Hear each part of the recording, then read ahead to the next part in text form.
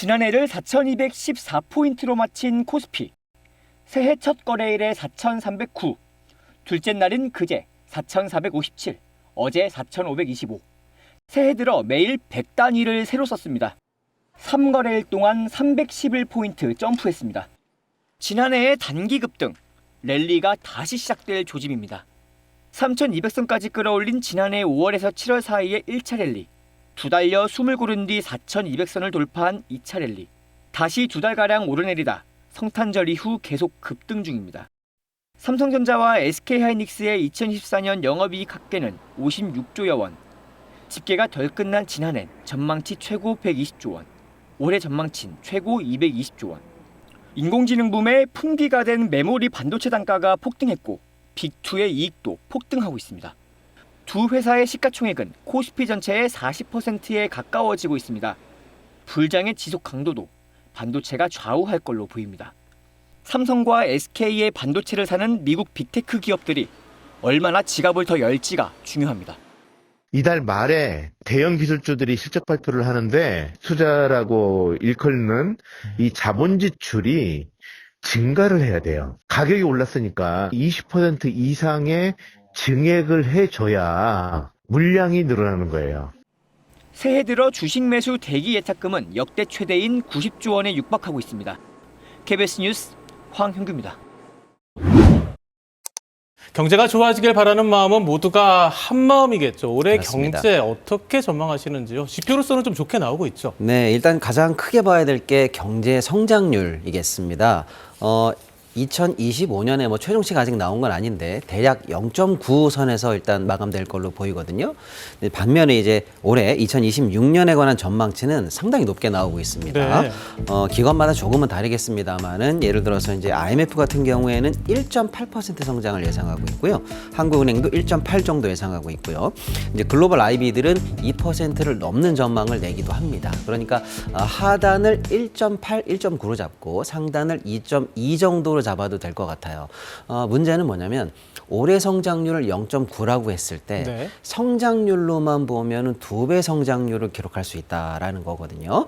물론 이제 올해가 작년 2025년이 너무 낮았기 때문에 기저 효과를 감안한 숫자라고 하더라도 상당히 고무적인 성장률이 나오고 있을 것으로 보입니다. 근데 이게 굉장히 의미가 있는 게 왜냐면요. 사실 이제 글로벌 이야기 한번 봐야 되는데요. IMF 전망에 따르면 전 세계의 성장률은 2025년에 3.2였거든요. 근데 그렇죠. 올해는 3.1 정도로 대동소이하게 잡히거든요. 선진국은 1.6에서 1.6 비슷합니다. 신흥국은 4.2에서 4.0으로 다소 하락할 걸로 보이는데요. 주요 국가, 예를 들면 중국이라든지 인도라든지 이런 신흥국은 다 4.6에서 4.2, 6.6에서 6.2로 다 하향 전망하고 있어요. 무슨 의미냐면요.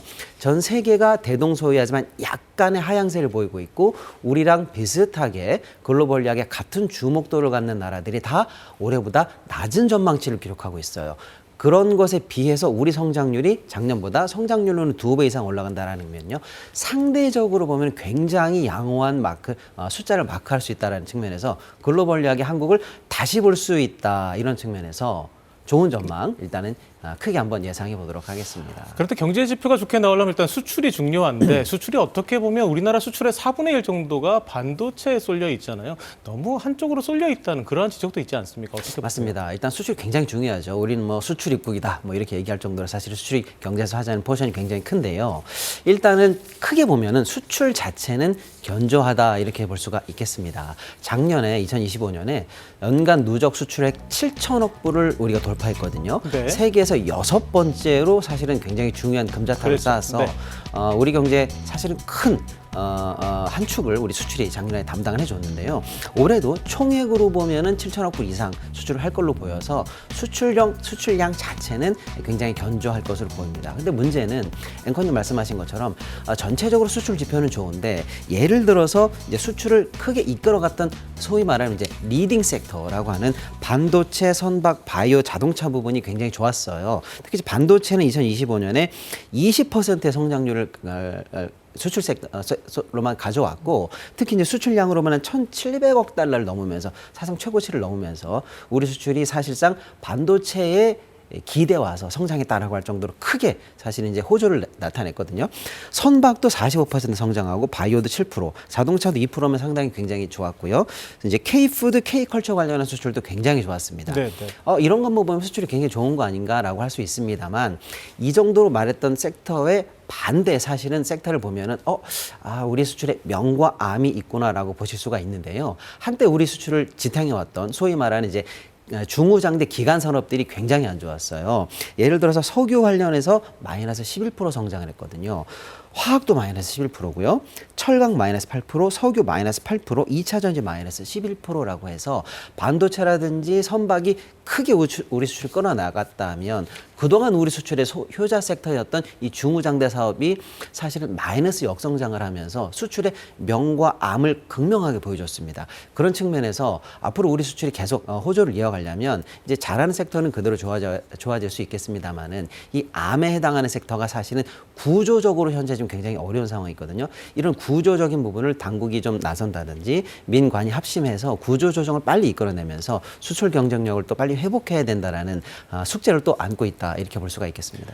경제 전반을 들여다보기 위해서는 금리도 따져보지 않을 수가 없습니다. 금리는 어떻게 보십니까? 이것도 중요하죠. 맞습니다. 금리가 사실은 어떻게 보면 경제 지표 중에서 가장 먼저 다뤄야 될 정도로 굉장히 중요한 상황인데요. 일단은 올해 금리는 이렇게 예상할 수가 있겠습니다. 공식적인 상황과 시장에 바라는 상황, 이 두 가지로 나눠서 봐야 될 것 같은데요. 왜냐하면 공식 전망과 시장이 믿는 전망에 괴리가 있습니다. 일단은 가장 중요한 게 봐야 될 게 미국의 기준금리입니다. 왜냐하면 세계 시장에서 사실은 가장 중요하게 영향을 미치거든요. 미국은 현재 지난번에 있었던 FOMC에 따른 점도표가 가장 그나마 공식적인 전망인데요. 그에 따르면 미국 연준위원들은 2026년도에 1회 인하 전망을 현재 공식 전망으로 하고 있다라고 볼 수가 있겠습니다. 네. 그런데 시장에서는 1회 전망으로 보고 있질 않아요. 5월이면 파월 연준의장도 교체되고요. 네. 그에 따라서 이제 트럼프 대통령이 밀어붙이고 있는 저금리를 통한 경기 부양 이런 효과들이 연준에게 반영될 것으로 보고 있기 때문에 시장에서는 적어도 2회 인하 전망을 일단 예상하고 있다라고 볼 수가 있겠습니다. 어쨌거나 1회든 2회든 미국은 어느 정도는 인하 기조에 들어갔다라고 보는 게 일단은 합리적인 전망인 것 같고요. 반면에 이제 우리 한국은행이 하고 있는 우리나라 기준금리가 약간의 이제 기존의 전망과는 좀 다른데요. 이거는 시장과 실제가 조금 다른데 시장에서 현재까지 나와 있는 공식적인 전망이랄까요? 이것은 일단은 1회 인하 전망이 일단은 살아는 있습니다. 그런데 한미 금리 차가 벌어질 때 사실은 어떤 현상이 나왔냐면 미국이 우리보다 더 덩치가 큰 은행이다 이렇게 보시면 되는데 우리보다 덩치가 더 크고 더 안전한 은행이 금리를 더 줘? 그러면 그쪽에다 이금해야지 그렇죠. 라고 해서 소위 말하는 한미 금리 차 때문에 미국으로의 자금 쏠림 그러다 보니까 결국에는 환율에 악영향을 주게 되거든요. 그로 인한 부정적인 효과가 사실은 지난 연말까지 계속 환율을 발목을 잡았단 말이에요. 그런 것들을 종합적으로 고려했을 때 시중에서는 한국은행이 1회 인하 전망은 그래도 1회 정도는 인하할 것이라는 전망을 가지고는 있으나 실제로는 연중 인하하기는 어렵지 않을까라고 보는 겁니다. 환율 때문에 말이죠. 그렇다고 보면 한국은행은 연중 동결 기조를 유지할 것으로 보이고요. 미국은 1회 내지 2회 인하하는 전망으로 보인다면 한미 금리 차가 줄어들 수 있다. 이걸 이제 2026년에 주요한 금리의 전망의 핵심으로 보셔야 될 것 같습니다. 환율 얘기도 해주셨는데요. 올해 환율을 생각해보면 환율이 너무 오르니까 정부가 강력한 구두 개입에 이어서 대책도 내놨었잖아요. 맞습니다. 그런데 지금 환율이 쉽게 떨어지지 않을 거라는 전망이 우세한데 환율 네. 전망은 어떻게 보십니까? 일단 환율을 전망하는 데 있어서 중요한 요인을 글로벌리한 요인과 우리 국내적 요인 이 두 가지로 나눠서 본다면요. 글로벌리한 원인은 예를 들어서 미국이 금리를 어떻게 할 것이냐, 미국의 달러 유동성이 어떻게 될 것이냐에 따라서 강달러냐, 약달러냐 이걸 일단 하나 봐야 될 것 같고요. 두 번째로는 이제 주요한 이 국가들의 금리 전망과 같이 봐야 될 것 같습니다. 그런 측면에서 어떤 2025년과는 조금 다른 스위치가 켜졌다라고 보는 게 맞는데요. 예를 들어 방금 우리가 얘기한 것처럼 미국은 어쨌거나 유동성 장세에 들어가면서 금리를 낮추고 달러를 조금 더 많이 푸는 방향으로 바뀌었거든요. 그렇다고 본다면 상대적으로 강달러보다는 약달러 쪽으로 스위치가 켜졌다라고 보면 환율 입장에서는 하방, 지금보다는 좀 내려갈 가능성이 글로벌리하게 보면 환경이 조성되고 있다라고 봐야 될 것 같고요. 국내적 상황으로 본다면 작년에 이제 국민연금이라든지 기업들이라든지 서학개미 개미들의 해외 투자가 좀 많았어요. 그래서 무역 수지 흑자 폭보다도 더 많은 해외 투자가 생김으로써 쉽게 말하면 반도체 팔고 차 팔아서 번 돈 사실은 해외 투자로 더 많이 상쇄하면서 환율을 높이는 어떤 상방 압력으로 국내적 요인이 작용했거든요. 네, 근데 이 부분에 관해서 당국의 대책이 좀 집중돼 있다라고 좀 볼 수가 있겠습니다. 예를 들어 국민연금이 환해지를 한다라든지 한국은행과 수합을 한다라든지 하는 대책이 현재 실질적으로 이제 가동되고 있다라고 이제 업계는 바라보고 있고요. 또 이제 수출 업체들을 통해서 당국이 이제 해외에 있던 달러를 국내로 전환하는 환전되는 프로그램에 대해서 조금 압박을 내고 있다라는 것도 좀 보이고 있고요. 서학개미들의 투자가 이제 해외에 집중되고 있는데 이걸 다시 국내로 돌리기 위해서 소위 말하는 RIA 계좌라고 해서 네. 해외 주식을 팔고 국내 주식을 사면은 양도세를 면제해주겠다라고 해서 빨리 돌아오라라는 신호를 내고 있거든요. 이런 대책들이 국내적으로 조금 이제 가동될 걸로 보이고요.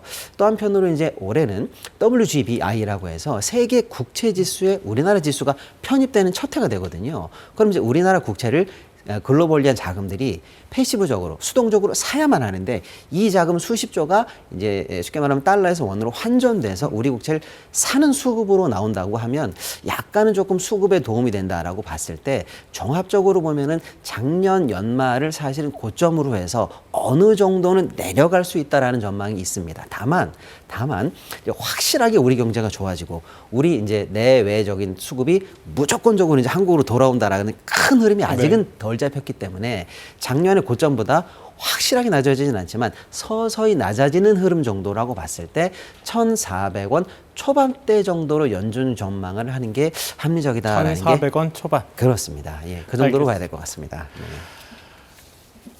한때는 꿈처럼만 여겨졌던 코스피 5천 시대, 이제는 현실이 될 수 있을지 관심이 쏠리고 있죠. 국장 탈출은 지능순이라는 말까지 나올 만큼 외면받던 국내 증시였는데 지난해 코스피는 완전히 다른 모습을 보여줬습니다. 투자자들은 이 변화를 어떻게 바라보고 있을까요? 개인 투자자 1,000명에게 물어봤습니다. 송수진 기자가 보도합니다. 먼저 지난 한 해 벌었는지 잃었는지 물었습니다. 원금 대비 수익을 봤다 62.6%, 손실을 봤다 26.7%. 기록적 불장이었던 만큼 전반적인 성적도 좋았습니다. 결과적으로 봤을 때 나아진 건 사실이고 주식으로 조금 웃는 사람들이 좀 더 많은 것 같아요. 태어나서 처음으로 보는 상승장이었습니다. 올해는 대기업 지주사의 상법 개정안에 대해서 이슈가 있을 것 같아서 거기에 투자를 했더니 좋은 성적이 있었습니다. 이사의 주주 충실 의무, 집중투표제 도입, 금투세 폐지와 배당소득 분리과세, 주가 조작 원스트라이크 아웃. 이딴 정책 기조를 어떻게 보는지 물었습니다. 각종 정책으로 증시 체질이 개선됐다 45.6%, 그렇지 않다 28.1%였습니다. 어떤 정책을 가장 체감하느냐는 질문엔 주가 조작 등 불공정 거래 단속 강화를 꼽은 답변이 가장 많았습니다. 주가 조작은 반드시 폐가 망신시킨다는 생각으로 빠른 시일 내에 1호 사건과 2호 사건을 만들어낸 것이 국민들의 신뢰를 얻은 것으로 생각합니다. 눈에 띄는 건 투자 이력에 따른 온도차입니다. 소득이 많고 투자 경력이 긴 쪽이 그렇지 않은 쪽보다 정책 성과를 높게 평가했습니다. 20대는 전 연령대를 통틀어 정부 정책에 대해 가장 부정적인 평가를 내렸습니다. 중소형, 성장주 투자자 10명 중 4명이 손실을 봤다고 답했습니다. 올해 국내 주식 오를까 떨어질까? 9% 내외 정도로 나왔던 것 같습니다. 더 많이 올라서 5천을 뚫는 그런 시대가 왔으면 좋겠습니다. 개인적 예측을 물은 질문엔 낙관 40.6%, 보통 38%, 비관 21.4%였습니다. KBS 뉴스 송수진입니다. 오늘도 사상 최고가를 기록했죠. 4,400선 뚫었습니다. 네. 올해 5,000선 가능하다고 보십니까? 네. 작년에 사실 우리 코스피가 전 세계에서 수익률 1위 시장이었어요. 예, 무려 70% 정도의 수익률을 냈거든요. 네. 과연 올해 어떻게 될 것인가가 사실 중요한데요. 오늘도 앵커님 말씀하신 것처럼 사상 최고치 4,457을 돌파하면서 기염을 토하고 있습니다. 연초부터. 맞습니다. 네. 문제는 이제 올해 5,000선 과연 돌파가 가능한가 이제 관심이 모아지고 있는데요. 현재 증권가의 전망을 제가 쭉 봤을 때 가장 많은 전망이 모여 있는 전망대가 5,000 5,000에서 5,300대입니다. 쉽게 말하면 이제 증권가에서는 5,000대 정도까지는 충분히 갈 수 있다라고 전망하는 게 다수 전망이다 이렇게 볼 수가 있겠는데요. 저 역시 이제 그런 전망에 이제 동의를 하고 있고요. 네. 그럼 코스피 5,000이 가능한 근거는 뭘까 이렇게 볼 수 있는데요. 일단 먼저 가장 중요한 것이 사실은 반도체의 견조한 성장세입니다. 우리 코스피 중에서 사실은 가장 중요한 지수에서 가장 중요한 포션을 차지하는 게 삼성전자, 하이닉스인데요. 쉽게 말하면 반도체주, 이 대장주가 올라가면 지수는 따라서 올라가는 견인 효과가 있는데 그래서 사실은 반도체가 중요한데 현재 반도체를 끌고 있는 삼성전자와 하이닉스의 전망이 좀 이따 다시 자세히 나눌 수 있겠습니다만은 뭐 안 좋을 리가 없는 상황이거든요. 그런 측면에서 반도체 주가가 끌어준다면 지수가 올라가는데 문제 없다라는 게 첫 번째 지수 상승의 근거고요. 두 번째는 아까도 살짝 말씀드린 것처럼 수출이 견조하다라는 측면이 하나 있겠고요. 세 번째는 우리 경제 성장률이 작년보다는 좋아질 것이다라는 게 있고요. 네 번째는 그래도 우리 경제가 우리 증시가 끌어가려면 사실 외국인 수급이 상당히 중요한데요. 외국인들 입장에서 미국의 유동성이라든지 약달러 때문에 충분히 해외 시장을 녹화할 만큼 유동성 공급이 가능하다. 즉 외국인들이 한국 시장까지도 수급이 이어질 수 있을 정도의 쉽게 말하면 땔감, 기름이 충분하다라는 글로벌리한 환경까지도 볼 수가 있겠고요. 2025년 우리 시장을 좀 특이하게 끌어냈던 건 사실은 이제 정책 모멘텀이거든요. 지긋지긋한 코리아 디스카운트를 해소하려고 했던 당국의 노력들이 몇 개 있었거든요. 상법 1, 2차 개정안 같은 것들이 있었는데요. 올해도 이제 상법 3차 개정 예를 들어서 자사주 의무 소각 같은 것들, 그다음에 의무 공개 매수 같은 것들이 이제 줄줄이 대기하고 있거든요. 이게 이제 역시 시장을 이끌어 나가는 모멘텀으로 활용될 수 있을 것이다라는 전망. 이런 것들을 이제 모아본다면 코스피 5,000은 충분히 가능하다라는 전망이 힘을 얻고 있는데 문제는 속도인데요. 업계에서는 코스피 4,500까지의 돌파가 얼마나 빠르냐를 사실은 이제 제일 관전의 어떤 핵심 포인트로 봤어요. 4,500까지 빠르면 4,500부터 5,000까지는 오히려 쉽다 이렇게 봤었거든요. 근데 지금 연초 개장 이틀 만에 지금 4,400선을 넘으면서 생각보다 4,500선이 코앞에 와 있기 때문에 코스피 5,000 달성도 생각했던 것보다 빠르게 달성할 수 있지 않을까라는 게 현재 업계 전망이다 이렇게 좀 말씀드릴 수가 있겠습니다. 네, 새해 경제 전망을 하면서 부동산 또 빼놓을 수 없겠죠. 집값 잡기 정부가 노력하고 있지만 쉽지 않아 보입니다. 올해 집값 흐름은 어떻게 보시나요? 네, 지난 2025년에 나왔던 정책을 딱 말씀드리면 일단은 수요 동결 정책이에요. 6억 이상은 대출 안 된다라고 딱 묶었고요. 그다음에 이제 서울과 웬만한 수도권을 사실은 토지거래 허가 지역으로 묶음으로써 갭 투자가 원천적으로 금지되는 상황을 일단 만들었거든요. 이건 뭐냐면 시장을 냉동시키는 상황이란 말이죠. 자, 이렇게 시장을 냉동시키고 계속 갈 수는 없어요. 이 냉동 끝에 결국에는 공급 대책이 나와줘야 되는데 정부가 곧 발표할 공급 대책에 따라서 투심이 어떻게 될 것인가가 올해 집값 전망의 핵심적인 요소다라고 볼 수가 있겠습니다. 공급 대책과 더하기 이제 세제 정책이 약간은 조금 이제 시장에 어떤 방향을 불러일으킬 것인가가 이제 관전 포인트가 되겠는데요. 현재 나오고 있는 전망은 일단은 시장에서 현재는 신고가가 계속 나오고는 있어서 집값이 올라가는 거 아닌가라고 합니다만 거래량은 많지는 않거든요. 시장 현재는 이제 정부의 대책을 조금 대기하고 있는 상황인데 앞으로 나올 정부의 공급 대책에 따라서 집값 상승의 향배가 결정될 것으로 보이겠습니다. 코스피 지수가 오늘 종가 기준으로 4,500선을 넘었습니다. 매일 100포인트씩 오르며 곧 5,000피를 찍는 것 아니냐는 관측까지 나오고 있습니다.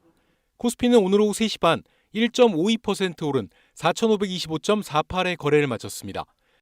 지난달 30일 4,200선에서 마감한 코스피는 올해 첫 거래일인 지난 2일 4,300선을 넘었고 어제 4,400선을 돌파한 데 이어 오늘은 4,500선마저 뛰어넘었습니다. 3거래일 연속 100포인트씩 오르는 이례적인 상승 속에 사상 최고치를 연일 경신하고 있습니다. 주요 증권사들은 코스피 지수 범위를 상향 조정하고 있습니다. 한지영 키움증권연구원은 코스피가 3,900선에서 5,200선까지 움직일 수 있다는 보고서를 냈습니다. 김용구 유한타증권연구원도 올해 코스피 지수 범위를 4,200에서 5,200으로 기존보다 올렸습니다. 외국인들의 수요가 있고 업체들의 이익이 나고 있는 게 이번 상승 국면의 특징이라고 분석했습니다. 무엇보다 삼성전자와 하이닉스, 이 반도체 원투펀치의 실적이 크게 좋아질 거란 예측이 영향을 끼쳤습니다. 오늘 SK하이닉스는 상장 후 처음으로 72만 원을 돌파하며 시가총액 528조 원을 기록해 일본 1위 기업 도요타의 시가총액을 앞질렀습니다. 삼성전자도 소폭 올라 주당 13만 8,900원을 기록했습니다. 증권가에선 코스피 5,000 시대가 예상보다 빨리 올 수도 있다는 기대감이 나오고 있지만 단기간에 주가가 급등한 만큼 차익 실현 물량이 나올 수 있다는 점은 유의해야 합니다.